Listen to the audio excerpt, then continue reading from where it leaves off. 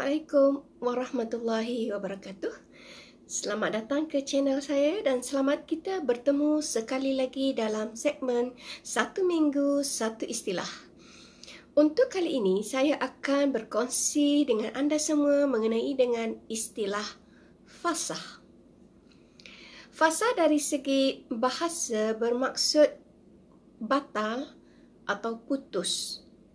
Dan dari segi istilahnya ialah melepaskan ikatan perkahwinan antara suami dan isteri setelah diminta cerai oleh isteri melalui hakim atau kadi atas sebab-sebab dan alasan-alasan yang dibenarkan oleh syarak.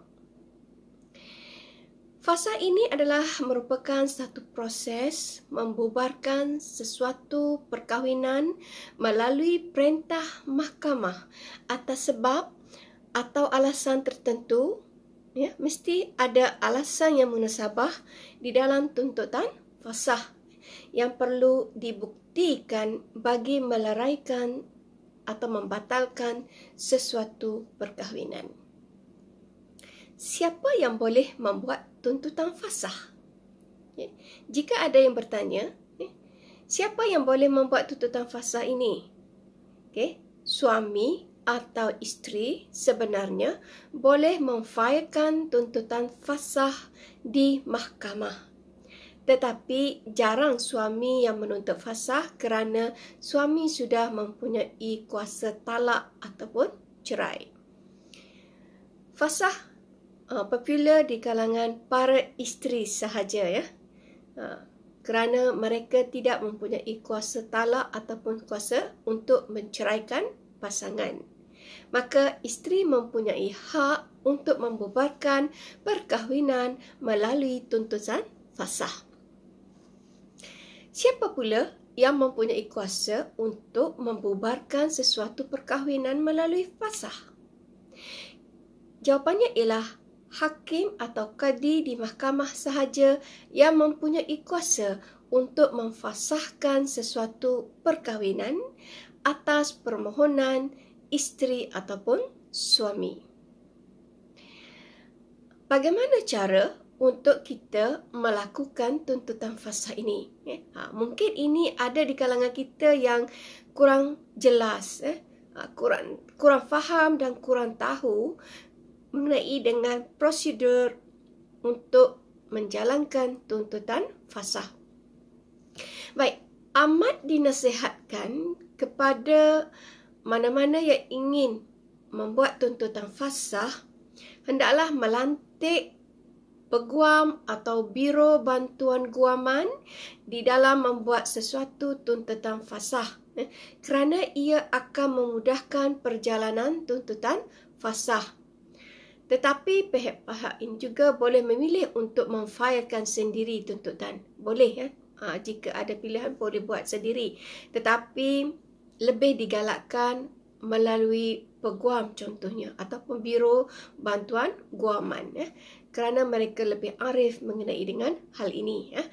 Pihak-pihak ini bolehlah pergi ke mahkamah yang berkenaan, pergi ke kaunter, isi borang fasah yang disediakan dan tulis alasan kenapa hendak membuat tuntutan fasah.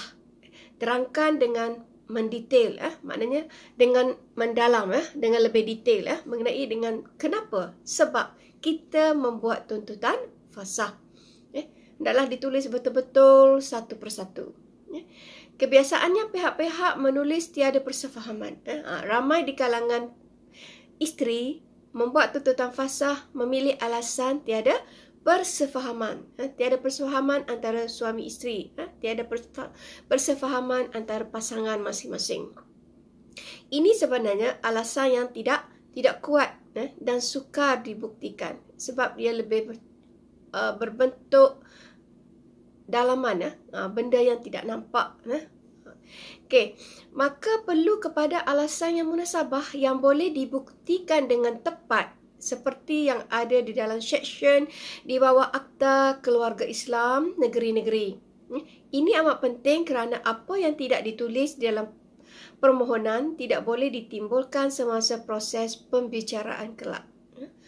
Pihak yang menuntut tidak perlu risau kerana kebiasaannya pihak mahkamah akan membantu dalam proses mengisi borang tersebut. Sidang penonton yang dihormati sekalian, terdapat beberapa sebab boleh dilakukan tuntutan fasah. Yang pertama, pihak suami tidak diketahui di mana mereka berada selama tempoh lebih daripada 1 tahun. Yang kedua, tidak mengadakan peruntukan nafkah isteri selama tempoh 3 bulan. Yang ketiga, telah dihukum penjara selama lebih kurang 3 tahun atau lebih. Kemudian tidak menunaikan tanpa sebab yang munasabah mengenai dengan nafkah batin selama 1 tahun. Telah mati pucuk, telah gila selama tempoh 2 tahun, sedang menghidap penyakit kusta atau penyakit kelamin yang boleh berjangkit, lazim menyakiti atau menjadikan kehidupan isteri menderita, berkawan dengan perempuan-perempuan yang jahat, memaksa isteri hidup secara lucah.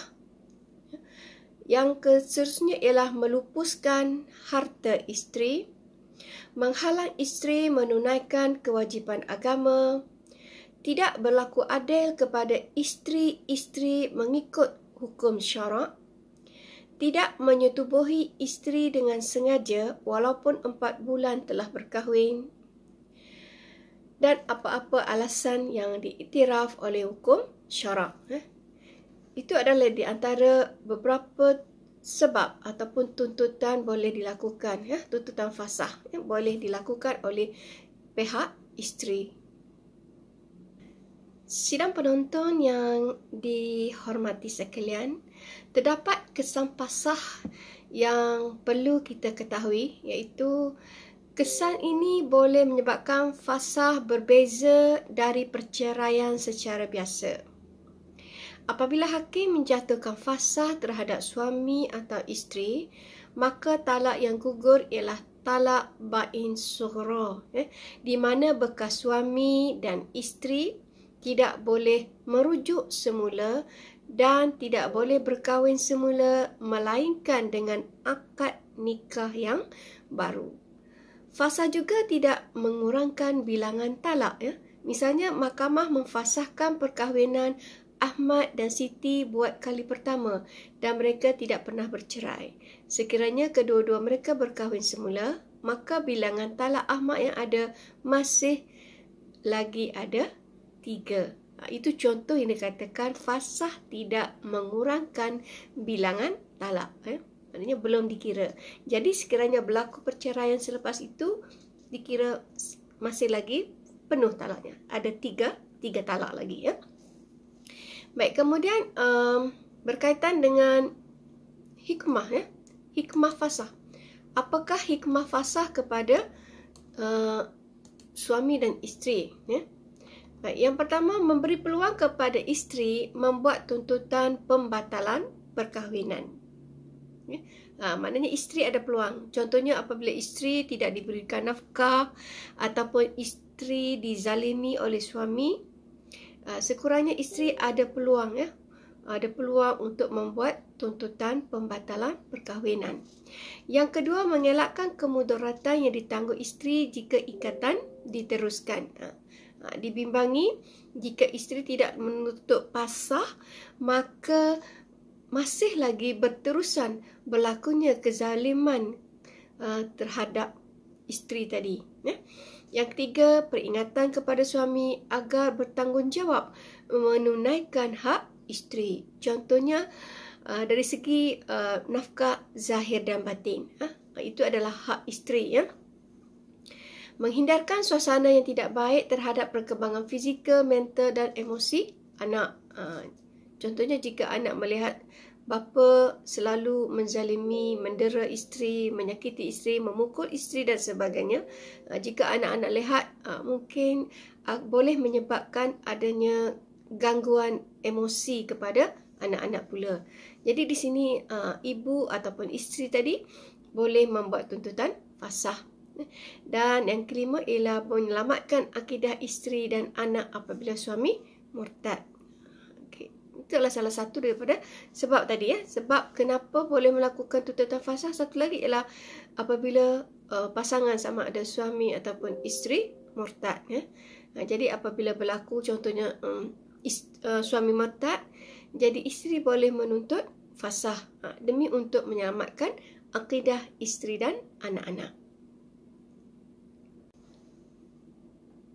Sidang penonton sekalian, sekianlah dahulu perkongsian saya mengenai dengan istilah fasah untuk segmen 1 minggu 1 istilah pada kali ini. Semoga apa yang dikongsikan pada hari ini dapat memberikan manfaat kepada kita semua, insya-Allah. Segala yang baik itu datangnya daripada Allah Subhanahu Wa Taala, dan segala yang kurang itu adalah daripada kelemahan diri saya sendiri. Dan saya sudahi dengan wabillahi taufiq wal hidayah. Wassalamualaikum warahmatullahi wabarakatuh.